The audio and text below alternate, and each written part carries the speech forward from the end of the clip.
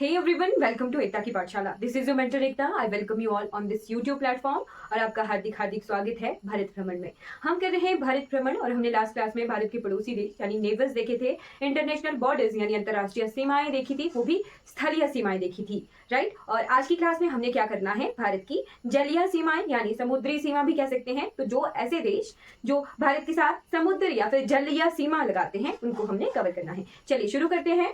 जलीय सीमाएं होता क्या है, तो भारत का जिन भी देशों के साथ वाटर में बाउंड्री बने, सी का बाउंड्री बने, समुद्र का बाउंड्री बने, उसे जलीय सीमा कहते हैं, राइट. तो भारत की जलीय सीमा हम दो तरीके से पढ़ते हैं. दो तरीके से कैसे पढ़ते हैं? जलीय सीमा है क्या चीज? वैसे ऐसा जगह, ऐसा देश का वो भाग जहां पर समुद्र या जल वाला वाटर वाला पार्ट जो है बाउंड्री बनाता हो. तो हमने लास्ट क्लास में लैंड बाउंड्री को कंप्लीटली कवर किया था. हमने वहां पर भारत का अपर पोर्शन देखा था और मैं उस क्लास की इंट्रोडक्शन देते हुए भी ये बोल रही थी कि आज आपको भारत का आधा मैप दिख रहा है, राइट. तो आज हम भारत के जो बचे हुए आधे मैप है उस पर काम करेंगे. तो इस तरीके से हमने मैप बनाया ना गुजरात का, इससे ऊपर वाला पोर्शन. तो यहाँ पर ये पोर्शन जो है हमारा बच गया था, ठीक है. अभी इतनी सी बात करते हैं. यहाँ है श्रीलंका, राइट. तो यहाँ पे वैसे तो यहाँ इसके बाद भी बात करनी पड़ेगी, बट इतना हमें पता है कि ये जो पार्ट है इसे क्या कहते हैं, इसे कहते हैं पेनिनसुलर पार्ट. पेनिनसुलर यानी प्रायद्वीपीय भाग है ये भारत का, ठीक है. प्रायद्वीपीय भाग होता क्या है? भूमि का ऐसा भाग, ऐसा लैंड मास जो कि तीन ओर से पानी से घिरा हुआ हो, राइट. यहाँ पे दो चीजें आप कवर कर सकते हो, राइट. एक लिख सकते हो आप द्वीप यानी आइलैंड, डिफरेंस यही लिख लेना. इसके बाद सी बाउंड्री के बाद हम आइलैंड्स वाला पोर्शन और भारत का ये जो कोस्टल रीजन है, तटीय रेखाएं हैं, तटीय मैदान है, ये सब कुछ हम इसी से ही कवर करते चलेंगे, ठीक है. तो द्वीप ऐसे भूभाग होते हैं भूमि के जो कि चारों ओर से पानी से घिरे होते हैं, ठीक है. That are surrounded by water, ठीक. तो उन्हें हम आइलैंड कहते हैं. और ऐसे भूभाग जो कि तीन ओर से पानी से घिरे होते हैं उन्हें पेनिनसुला कहा जाता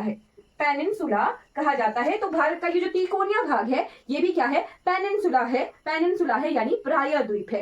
पर साथ में हम ये भी पढ़ते हैं कि ये पठार है, ठीक है. प्लेट्यू भी है, ठीक है. तो पठार है, ये जो मध्य पठार, दक्षिण पठार, आगे तक हम देखते हैं. तो ये सारा पठार प्लस पेनिनसुला है. यानी पठार अलग भूमि का कुछ भाग जो थोड़ा ऊपर उठा होता है, मैदान की तरह होता है, वो पहाड़ नहीं होते हैं, मैदान की तरह जो उठा हुआ भाग होता है, प्लेटों के टकराने की वजह से जो है भूभाग ऊपर उठ गया होता है, पहाड़ नहीं होता, बस एक जगह से ऊंचा सा टीला जैसा बन गया होता है, उसे पठार कहा जाता है, ठीक. तो पेनिनसुला हमें समझ आ गया कि तीन तरफ से पानी से घिरा है, और पठार समझ आ गया कि वो क्या है, कुछ ऊंचा है, ठीक है, राइट. तो यहाँ पे भारत का ये पोर्शन क्या है? पेनिनसुलर प्लेट्यू है यानी प्रायद्वीपीय पठार है, ठीक. ये चीज कवर हो गई. अब आते हैं कितने ऐसे देश हैं जो कि भारत के साथ सी बाउंड्री लगाते हैं, समुद्री सीमा लगाते हैं, ठीक है. तो इसको हम दो तरह से डिवाइड करेंगे. किस तरीके से डिवाइड करेंगे? टू टाइप्स में डिवाइड करेंगे, क्योंकि हमने जब हम भारत का साउदर्न पॉइंट दक्षिणी बिंदु पढ़ रहे थे तो हमने दो दक्षिणी बिंदु पढ़े थे.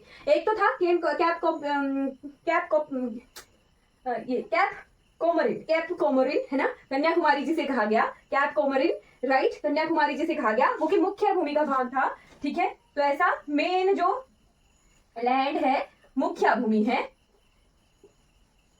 ठीक है. प्लस हमारा जो अंडमान एंड निकोबार वाला पार्ट है वो सारा है ना, Andaman and Nicobar plus main land.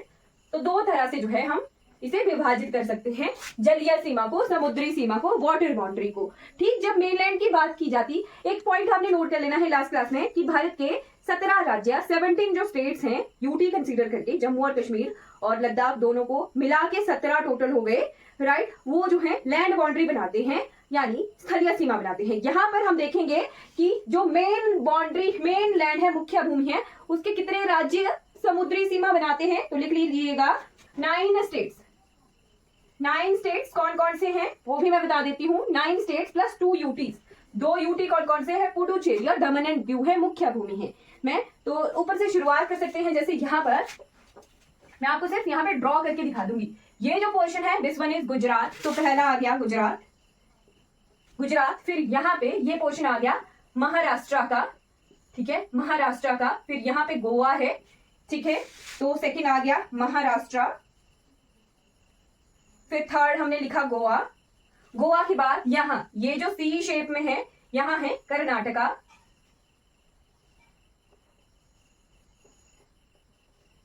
यहाँ पे आ गया Karnataka, fourth one is Karnataka, draw करके भी दिखा रही हूँ। कर्नाटका के बाद यहाँ ये जो पोर्शन है दिस वन इज केरला, तो फिफ्थ स्टेट आ गया हमारे पास केरला।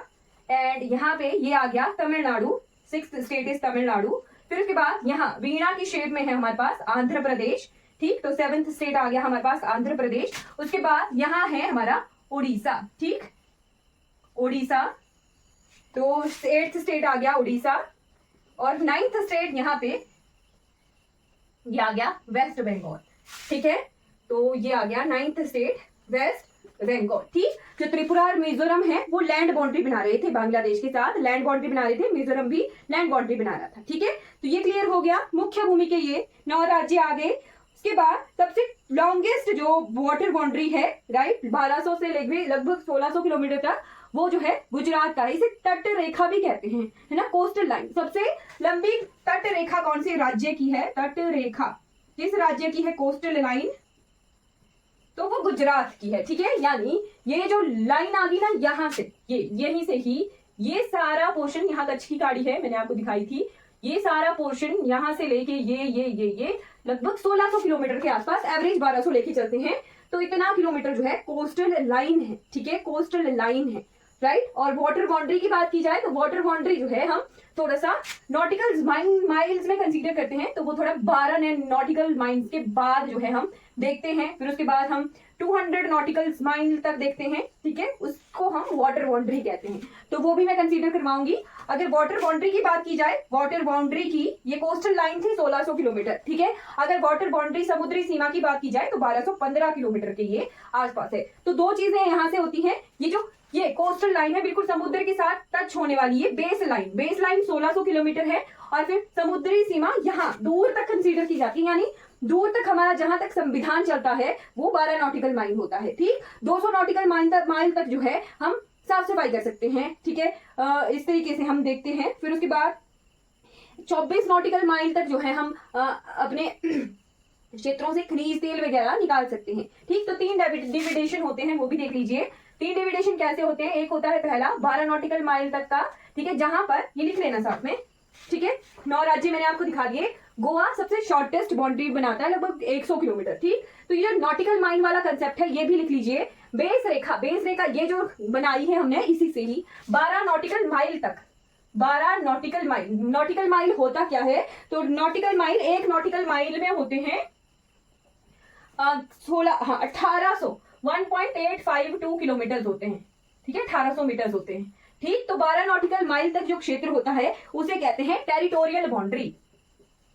टेरिटोरियल बाउंड्री यानी प्रादेशिक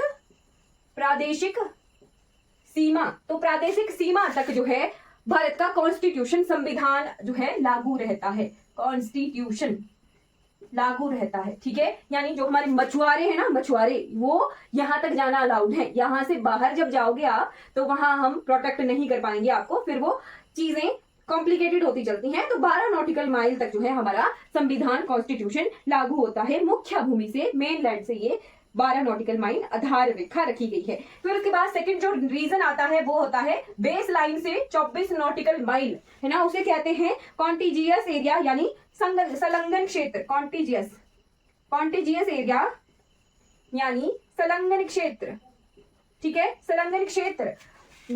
2 और आइलैंड हैं, लक्षद्वीप और अंडमान, ठीक है। तो फिर उसके बाद 9 राज्य और 4 यूटीज, इस तरीके से भी हम समुद्री सीमा दूसरी तरह की कंसीडर करते हैं। तो मैं आपको पूरा डिटेल में आइलैंड से बताऊंगी, सारे डिटेल्स में, ठीक है। यहां तक हमारे जो कोस्ट गार्ड्स हैं, ठीक है, कोस्ट गार्ड्स हम पढ़ते हैं, भारतीय कोस्ट गार्ड, वो यहां तक रक्षा करते हैं। यहां तक हमें सफाई का अधिकार होता है, और यहाँ पर हम टैक्सेस वसूल सकते हैं। कोई और आ गया तो उनसे हम टैक्स ले सकते हैं। तो इधर 24 नॉटिकल माइल तक जो है हम टैक्स ले सकते हैं। अगर कोई इंटरनेशनल जहाज एंटर कर जाता है तो 24 नॉटिकल माइल तक हमारा क्षेत्र है, हम यहाँ पर किसी भी अंतरराष्ट्रीय जो जहाज है उसके आने का टैक्स ले सकते हैं, ठीक है।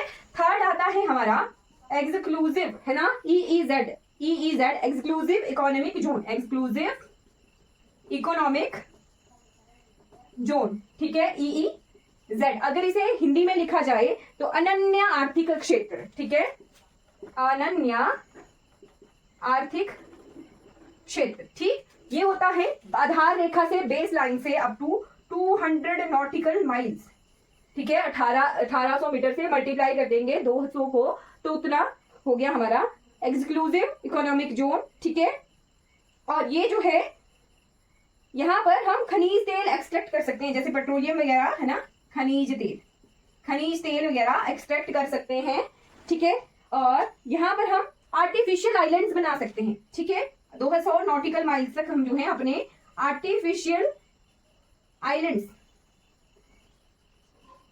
बना सकते हैं। अब आर्टिफिशियल आइलैंड से कैसे समझोगे, मान लो ये 200 नॉटिकल माइल है। ठीक है, यहाँ तक 200 नॉटिकल, तो यहाँ हम अपने आइलैंड्स बना सकते हैं। जैसे दुबई में हम ना ये बटरफ्लाई वाली शेप वाला कुछ एरिया देखते हैं वीडियोस में, अगर आप सोशल मीडिया में एक्टिव हो तो उन्होंने इस तरीके से इसे बटरफ्लाई की शेप में जो है आर की शेप में आइलैंड्स बसाए हुए हैं। तो एक तरह से वो एक्सक्लूसिव इकोनॉमिक जोन में बसाए हुए हैं। ठीक है, और वो आर्टिफिशियल आइलैंड्स हैं। भारत भी चाहिए अगर तो इस तरीके से आर्टिफिशियल आइलैंड जो है बसा सकता है। कारण क्या है, पॉपुलेशन का बढ़ना, पॉपुलेशन बढ़ेगी, धरती की कमी है, राइट। वैसे तो भारत में कमी नहीं है अभी तक, राइट, बट जैसे जैसे पॉपुलेशन बढ़ेगी तो रहने के लिए, हाउसिंग के लिए जगह की कमी हो तो आर्टिफिशियल आइलैंड जो है बसाए जा सकते हैं अप टू 200 नॉटिकल माइल, यानी हमारा अनन्य आर्थिक क्षेत्र तक ये अधिकार है। ठीक है, क्लियर हो गया, तो ये हो गया, और ये यहाँ पर बाउंड्री हमने कंसीडर कर ली, लिख लिया हमने। ठीक है, अब इसके बाद समुद्री सीमा कौन कौन से देशों के साथ लगती है वो देखते हैं। इतना हमें ये पता लग गया कि यहाँ पर हमने ये काम करना है, राइट। फिर उसके बाद आ जाते हैं देश कौन कौन है जी जिनके साथ समुद्री सीमा हमारी लगती है।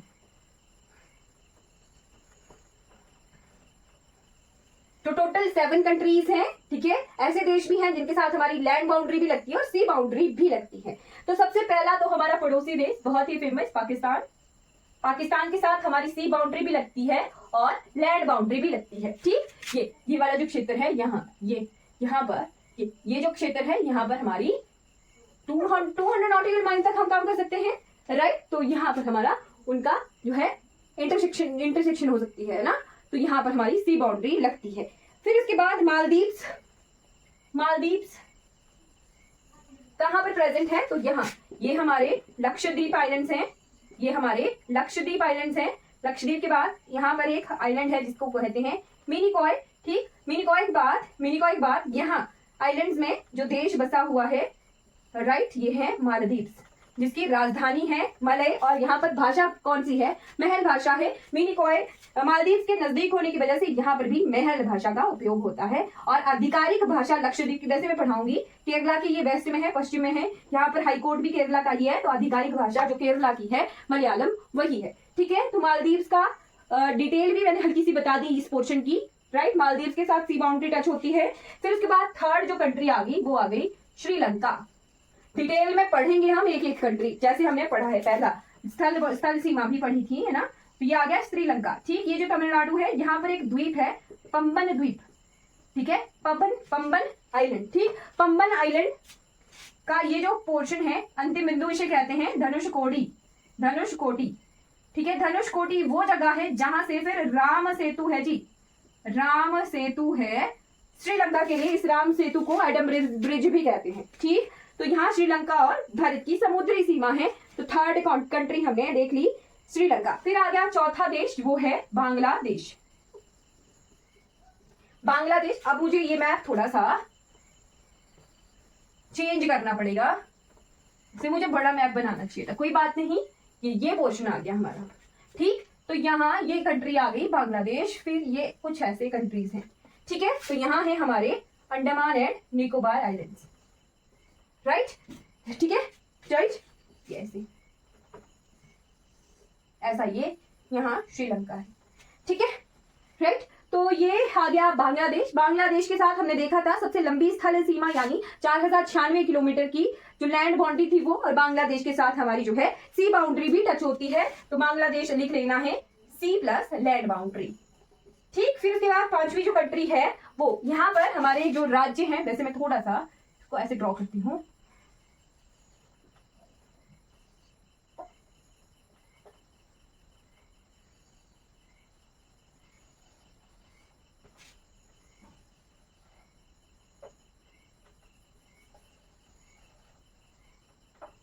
ये है त्रिपुरा, ये है मिजोरम, ये है बांग्लादेश, ये है म्यांमार। म्यांमार के बाद यहाँ अगली कंट्री है थाईलैंड। थाईलैंड, ठीक है। तो नेक्स्ट कंट्री आ गई म्यांमार। म्यांमार, म्यांमार के साथ हमारी सी बाउंड्री भी है प्लस लैंड बाउंड्री भी है, ठीक है। सी बाउंड्री भी है और लैंड बाउंड्री भी है, ठीक है। अभी लैंड सी बाउंड्री कैसे है वो देखिए। म्यांमार का एक द्वीप है, ऐसे नहीं है, ऐसे नहीं है, ऐसे तो देखिए बांग्लादेश है म्यांमार के साथ, बट म्यांमार का ये अंडमान एंड निकोबार आइलैंड्स ना ऐसे ही हैं, बिल्कुल ऐसे ही हैं, ऐसे ही, ठीक है। तो यहाँ पर म्यांमार का एक द्वीप है ये, जिसको बोलते हैं कोको द्वीप, ठीक है। कोको द्वीप यानी कोको आइलैंड। और हमारे अंडमान एंड निकोबार का सबसे ऊपरी जो आइलैंड है, ये ऐसे टच है एक दूसरे के साथ, ये ऊपर वाले टच है। यहां पर है नॉर्थ अंडमान, नॉर्थ अंडमान, ठीक। तो नॉर्थ अंडमान और कोको द्वीप के बीच में जो है एक जल संधि भी हम पढ़ेंगे, कोको जल संधि, राइट। और इन दोनों के बीच में पैरेलल लाइन भी गुजरती है, सब पढ़ेंगे। बट यहाँ पे हमें ये दिख गया कि कोको द्वीप और नॉर्थ अंडमान, यहाँ पर हमारी सी बाउंड्री लग रही है। वैसा ही एक और कंट्री आएगी 6 नंबर पे, हमने लिख लिया म्यांमार। फिर यहाँ पे थाईलैंड हमें दिख ही रहा है, नजदीक ही है थाईलैंड, ठीक है। थाईलैंड के बाद एक और कंट्री है इंडोनेशिया। इंडोनेशिया भी द्वीपों में है, बट हमें एक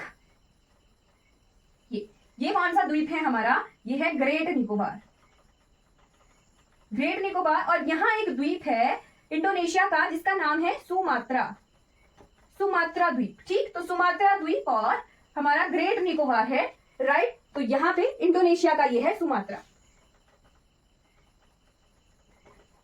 तो यहाँ पर हमारी इंडोनेशिया के सुमात्रा आइलैंड और भारत के ग्रेट निकोबार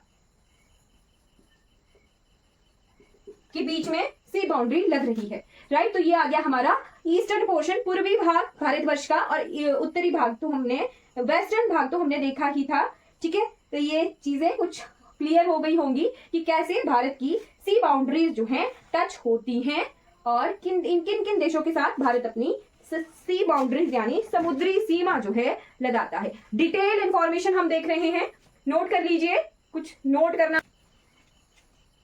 अगर ये वीडियो आपको अच्छी लगी हो तो लाइक कीजिएगा, सब्सक्राइब कीजिएगा और शेयर कीजिएगा। Thank you so much for watching this video.